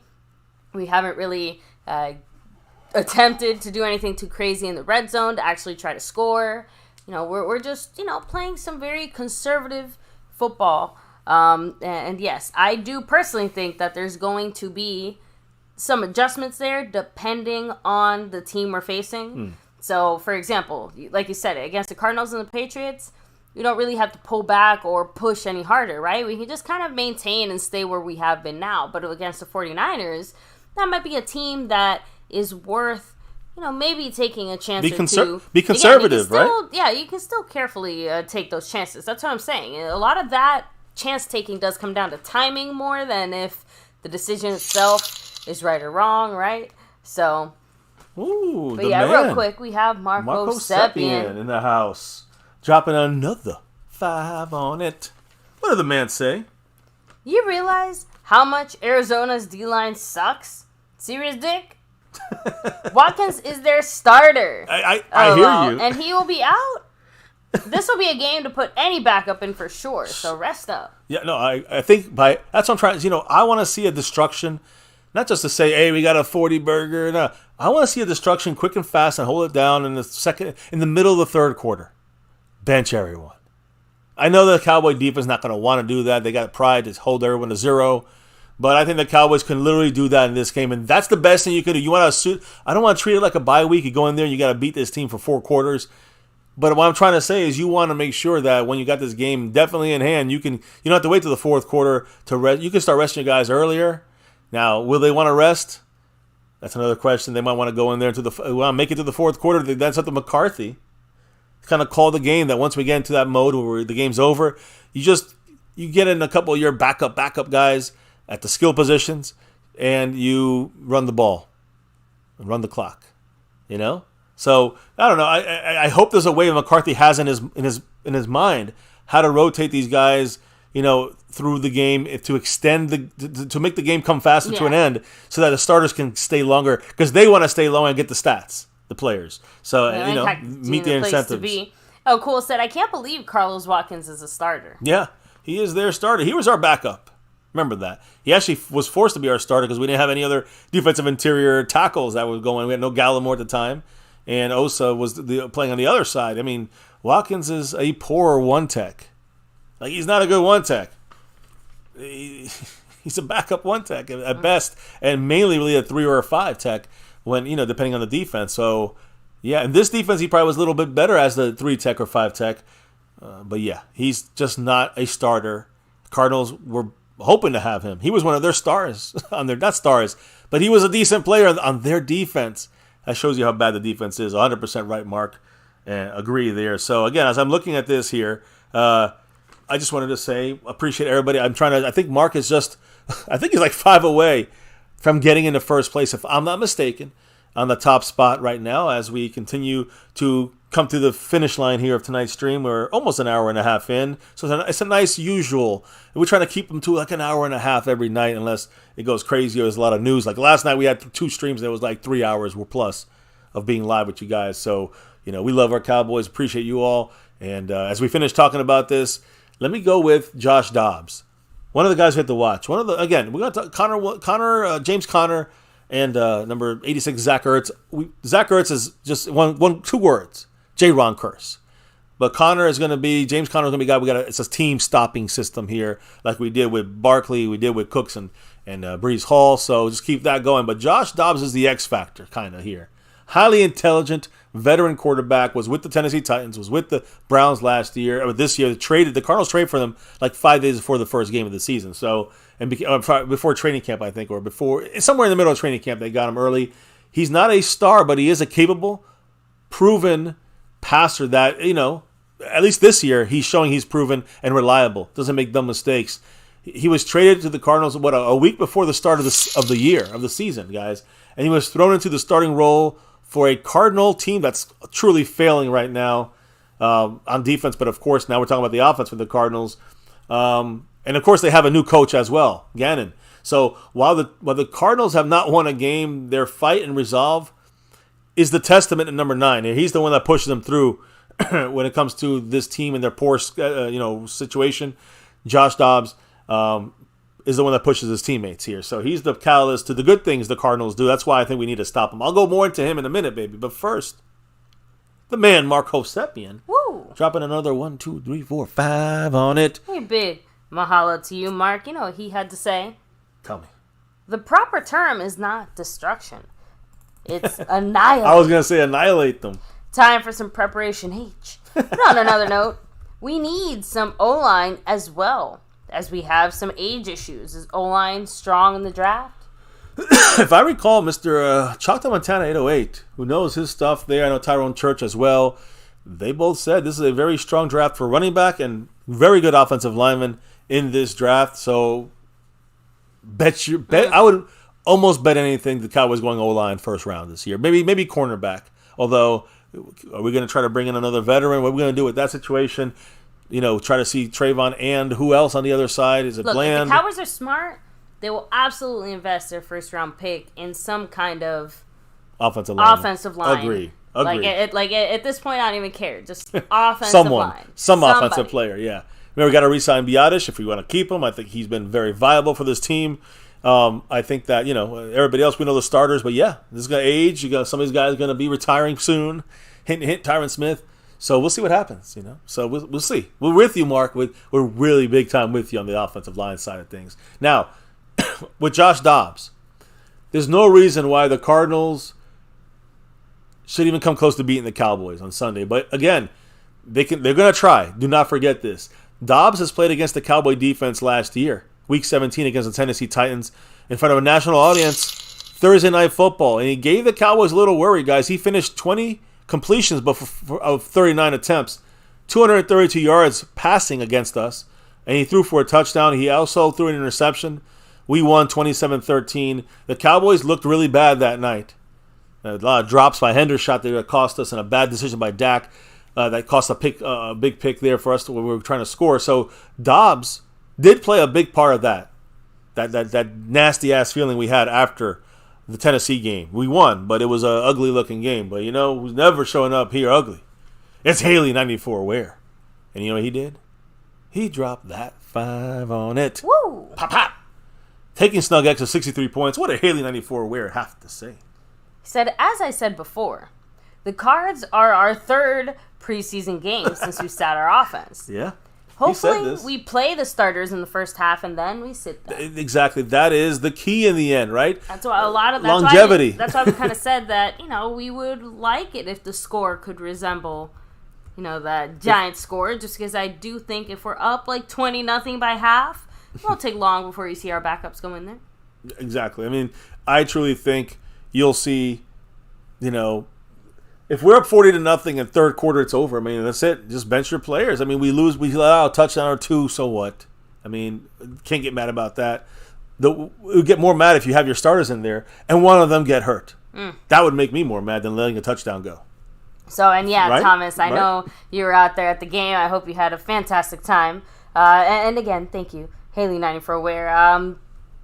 One of the reasons that, again, it's not like it's a good thing. We never want anybody to get hurt or whatever. But one of the more ideal situations with the Trayvon injury happening this week and now the way that it did is it does give us that, extra preseason games, so to speak, to kind of work out some of the kinks. I agree. Work out some of the maybe communication errors or problems or things like that. Just because, again, even though everything was a little bit more straightforward before, it doesn't mean there wasn't still maybe a mistake or two, maybe little things that need to be tweaked, adjusted, checked out, verified, whatever it is. So yeah, agree 100%. It's a very large spectrum of things there, but the only way that I see our players getting benched in the first half is if we put a 30 burger on them.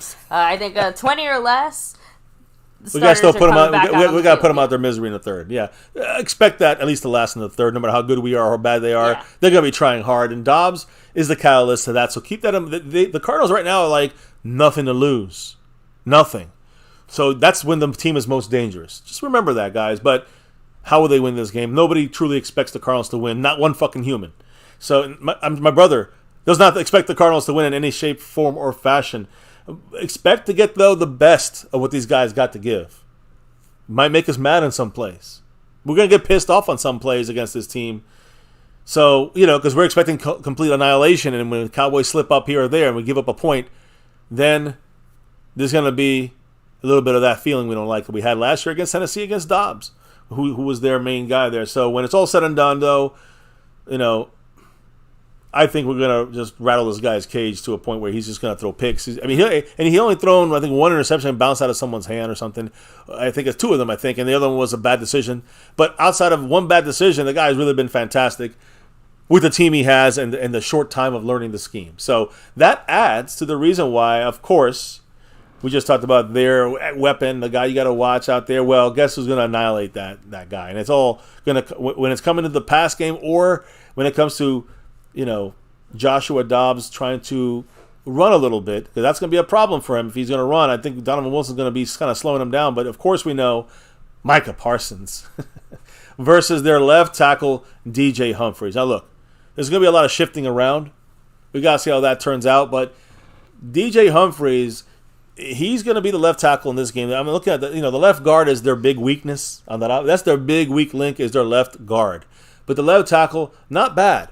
DJ Humphries, again, not great either, but he is the next victim for this man on your screen, Micah Parsons. That'll be Micah getting, again, he's all over the offensive line, but he will be.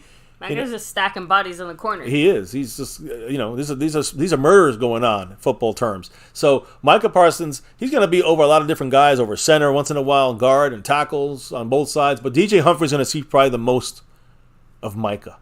And it should be scary for him, guys. Again, they played okay defensive fronts, pretty good defensive fronts, but now they're getting an elite defensive front. And I'm saying elite. I don't know if the defense is groundbreaking like it used to be. We've been saying that. Probably lost historical opportunity with losing Trayvon Diggs, but we're still going to have an elite defense and at the very least an elite defensive front. Let's just be honest about it. So no offensive tackle has had a chance against Micah Parsons. I'm not just talking about these two games. I'm not just talking about preseason. I'm not talking about also, training camp, our own offensive lineman like Tyron Smith getting thrown around. Micah's been dominating guys for the last 2 years, and this year is even getting better. So, as we know, number 11 is a one-man wrecking crew, nearly impossible to stop. And Humphrey's going to give it his best shot. I think he's going to dominate their left tackle. The Cardinals are just talent deprived. Let's be real about it. On the other side is their rookie, Paris Johnson, I think. But we'll see how Micah does against him. Micah should teach him a couple things. Either way, no matter what happens, Micah should be dominating this Cardinals offensive line. Also, Osa Odigizua. When it comes to the defensive line, I'm going to throw Micah's great plays from the Giant game. Let's just go with that because he helped other guys like Osa get 2 sacks in this game. And there's Micah, of course, getting his against the Giants. But Osa Odigizua against the Cardinals interior, their Danish, offensive center. They got Tomlinson, who's going to be a big issue for the Cardinals on their stuff. For them, Osa's going to be killing it. Number 97, again, he's up in his game. He's kind of, he reminds me of as far as advancing every year. Osa reminds me of a little bit of Tyler Biadasz on the other side. Like every year, he advances enough that you say, okay, he's got potential still, but maybe we thought he'd jump higher, the potential to jump higher faster. But they're still going up, and that's where Osa is right now, going up again this year. The first 2 weeks, he's got 3 sacks ties with Micah Parsons. He's the second best tie with Micah Parsons in the NFL when it comes to sacks. Top 10 guy in pass rush pressure for Osa Odigizua. I mentioned him last game, and he was big against the Giants, against the Jets. Again, definitely I think he's definitely our best interior pass rusher. All right, you can say Micah Parsons, but I think Osa is the true interior guy. He is probably our best guy there. So, to me, guys, actually, what do I say? Last year he has 6 sacks last year. I'm sorry, his career total in sacks is 6. He's got 3 already right now. 1 game. 2 games. So look for him to dominate the weak inside of the Arizona Cardinal offensive line. And I see him adding another sack in this game as well. Maybe even more than one, especially if they let the backups play more. Yeah, you might see not just Micah wrecking it, but the entire defensive line for the Cowboys going in there and just killing him. So, again, they're in trouble. If they want to get anything going, that's really their only few chances they got. Now, when it comes to all the other little things I talked about, Ertz will be locked down by Curse. That rhymes. James Conner is going to have to be tracked down by LVE and Damone Clark. What do I say? And Marquise Bell, Donovan Wilson. These guys will help stop the run. They'll be the second-level guys to help stop the run and slow it down. Jaron Curse as well. But, of course, guys like Mozzie Smith helping, but mainly Big Hank, Jonathan Hankins. He's going to be slowing down number 6 in that running game. And then let the other guys pick up the tackles and the stops. Like my brother's going to say tomorrow, you're going to hear him say that, James Conner, he gets hit behind the line of scrimmage and still gets 2 yards. So you got to make sure you wrap him up and bring him down. This is going to be a team tackling situation for number 6. I think the Cowboys are ready for that. So, that's kind of like the wrap up there, baby. Let's hit up the chat a little bit. I don't know if you have any thoughts or the chat has any thoughts about what I've been saying generally about the Cardinal offense. Well, you guys kind of made it your point. This is a Cardinal team that really sucks offensively, defensively, just damn all around. Let's be real about it. So, baby, hit up the chat, last couple of comments, and let's call it a night here as we get ready for tomorrow. We got the special guest, Mr. Snug X, part of the Over Everything, part of the membership, which gets you on the show, all show, with us here, rocking it. And, of course, you'll also get the Dr. G Arizona Cardinal thoughts about this game, their side of things, their viewpoints on things. So you're going to see it from my brother's side, as he's a huge Cardinal fan. Well, tomorrow you get to tell us how you feel, Dr. G. On that note, maybe let's hit up the chat, a couple quick comments, couple shout-outs, and call it a night here on MCF. Of course. So we have Haley94 Ware in the house. Snug X, Snug. Why he's here. Yeah. David Lara, much love. And yes, I'm so sorry you just missed us. But the good news is, you can always just go back, catch the replay. It's part of the fun, right? Yeah. Hit the like, and hey, if you have a comment while you hear something you're listening to, then make sure you write it in the chat, and I will try to answer them, especially in our live stream comments. I always try to answer those. The video clip ones are a little tougher, but I definitely like them or dislike them or heart them, whatever it is. Let me see. Jack Dong. Asmodeus, much love. Oh, Cool in the house. Stoned Immaculate 2. We have Cactus G. Thomas Garrett, the Superior Garrett. see who else is here. Rudy G. Funk representing, of course. A big mahalo to the man, Marco Seppian. Oh, of course, the man, Marco Seppian. All from Mary Hawaii. Alvarez, much love to you as well. Haley 94 Ware. Take it easy. Yeah, Haley, much love. Stephen White, you already know. El Fuego 2.0, thank you again. Oh, man, I got to shout out the man. Skeptical fan, always staying skeptical. I'm sorry. I'm coughing there. I got to shout, and I'm sorry. Yeah, as far back as it lets me go on my side. My phone had died, but I got to shout out the man, El Fuego. ¿Por qué? Why? He dropped another 5 on it. Woo! Much love, the man here, El Fuego. He said, "Quinn it to win it." Go Cowboys! Yes, sir, El Fuego. Appreciate you. And yes, Dan Quinn is the mastermind. He is in it to win it. So appreciate you. Got you on the board. I'm going to update that board after the stream ends, and we'll have it ready for tomorrow's Saturday live stream. Special guest, Dr. G. Special guest, Snug X. And the family always joining us here on the nightly Cowboy chat. Tomorrow is the Cowboy preview. So stick with us on that. I don't know if you shouted everybody out. But yes, I did. Okay, so I was going to shout out the people that dropped the love from above, like Brandon James, who's making a run at the top of the board tonight. Skeptical fan, much love, always staying skeptical. Mark Hovsepian, you know why? You know he's got that back to back, like our '90s Cowboys as a sponsor of the week, and he's trying to come for another one. El Fuego 2.0, double drops in that Cash App, much love. Snug X, you know why he's here. He's trying to take over the top spot. He's got the Cash App for almost Trayvon Diggs week 7. He's in a battle, though, but he's in first place currently. Much love to Snug X, who will be on the show coming soon. Mary Alvarez, one of the ladies of the star level membership, and of course Haley 94 Ware, and one of the legendary drops of all time here.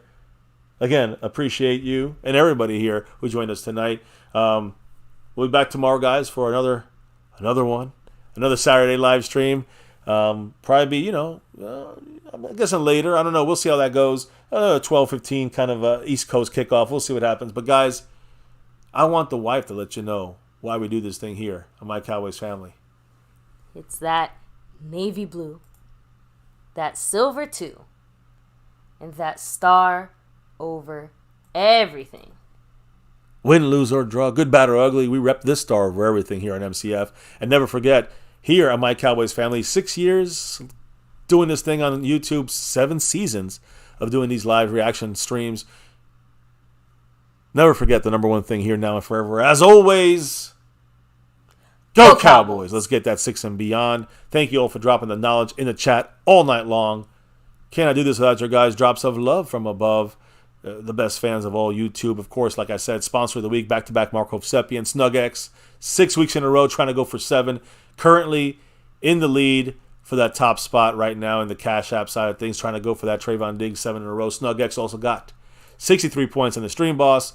Jason Renfro got the lead in the gifting membership, while around the Don Smith, the Don, is the Don of the gifting membership board. And, of course, on the overall board for that sponsor of the week is a great battle, Brandon James. You got, Snug X. But right now, the sponsor of the week is the man trying to go for that 3-peat, Mr. Mark Hovsepian. He's in the lead. So I just want to make sure I shout everybody out. So we're shouting out those that dropped the love. And, of course, now that it's time to clock out and drop out here on this channel, on My Cowboys Family, baby, before we can drop out for the night and relock and reload tomorrow for our Saturday preview show. Before we can drop out of here for the night, let them know what we got to do before we drop out. We got to drop the beat. Oh, yeah. And that beat's been dropped, guys. Thank you for rocking it here with us on My Cowboys Family. Fan Friday style. Hit the like, hit subscribe, hit that notification bell, and of course, follow us on all social media platforms at My Cowboys Family on Twitter or X or whatever it's called. And guys, have a good, safe night as we get on out of here. Remember, another chat. It's a wrap. Jerry Jones spoke. Jerry Jones has confidence. Mike McCarthy has confidence in DaRon Bland. They can talk ish about Trayvon Diggs all they want, but Micah Parsons and Cowboy defense is ready for to attack, and that means the Cardinals are in trouble this week, in my opinion. Don't forget about our question on the offensive line, which is questions on the offensive line. Center Tyler Biadasz, 63. Number 70, Zach Martin.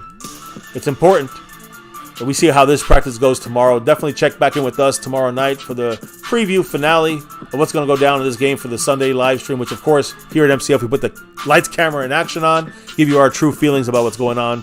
Watch party style, play-by-play style. Can't wait. Sunday afternoon. Guys, thank you for joining us here on MCF. Never forget, it's about that navy, blue, silver, too, and that's star over everything. And here at My Cowboy, never forget the number one thing. Right here, My Cowboys family. Much love to everyone, even the haters. Much love to everyone in the house. We'll see you back tomorrow for the preview stream. Have a good night, guys. Stay safe. Peace. And never, ever forget. Go Cowboys!